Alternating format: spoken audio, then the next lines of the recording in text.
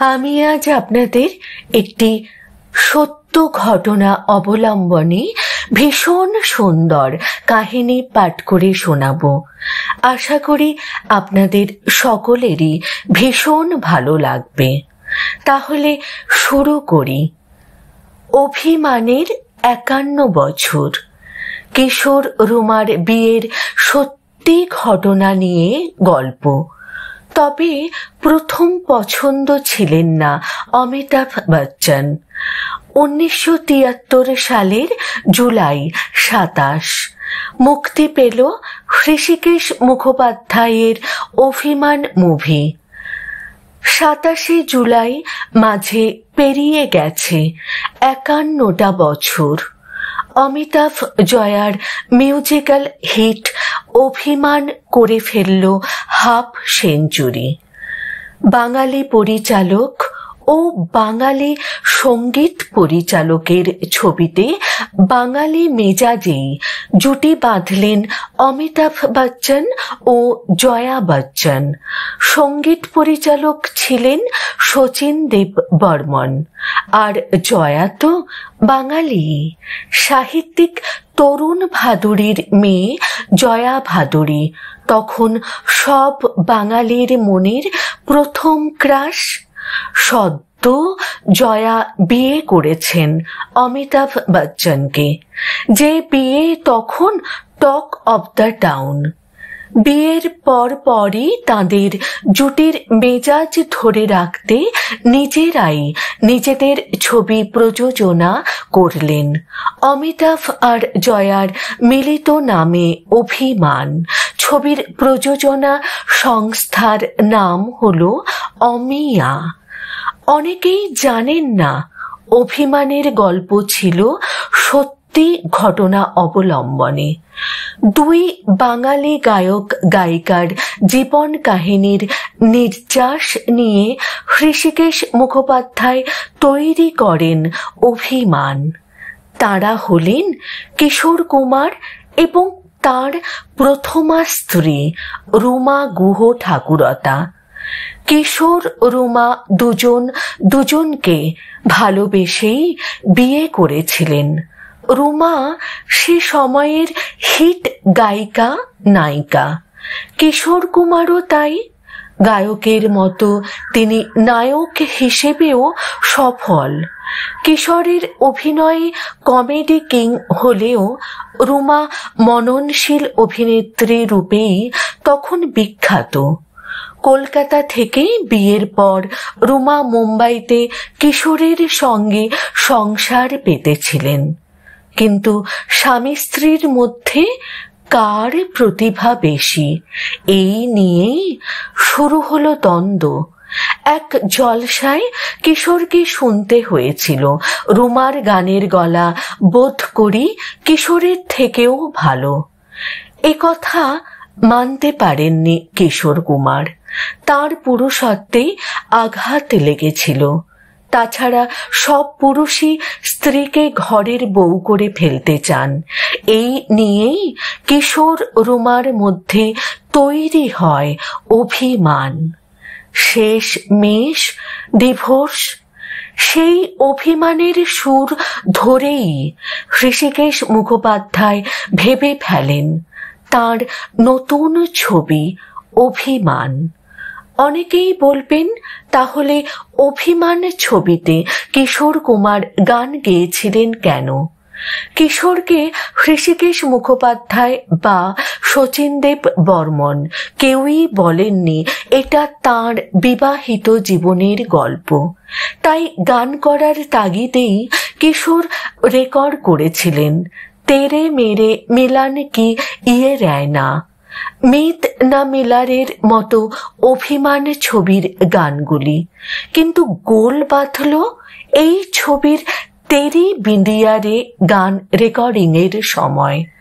গানের দৃশ্যে ছিল অভিনেতা অমিতাভ কে বলছেন তার গলার থেকে জয়ার গানের গলা অনেক ভালো। এরকম ব্যাপার শুনে কিশোর ধরে ফেলেন এ তো তাঁরই গল্প। গানটি ছিল ডুয়েট। গাওয়ার কথা ছিল কিশোর কুমার আর লতা মঙ্গেশকরের। কেউ কেউ বলতে পারেন কিশোর হয়তো ভেবেছিলেন লতার গানের গলা বেশি ভালো বলা হচ্ছে শুনে তিনি ছেড়ে দেন এই ছবি। কিন্তু না, কিশোর নিজেই বহুবার লতাকে তার থেকে বেশি ভালো শিল্পী বলেছেন। কিশোর বুঝেছিলেন এ আসলে তাঁর আর প্রাক্তন স্ত্রী রুমা গুহ ঠাকুরতার গল্প, তাই তিনি গাইতে রাজি হন না এই গান। শেষে মোহাম্মদ রফি গেয়েছিলেন লতার সঙ্গে।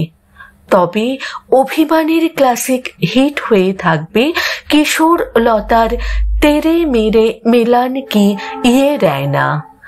পরিচালক বীরেশ চট্টোপাধ্যায় ছিলেন অভিমান ছবির সহ পরিচালক।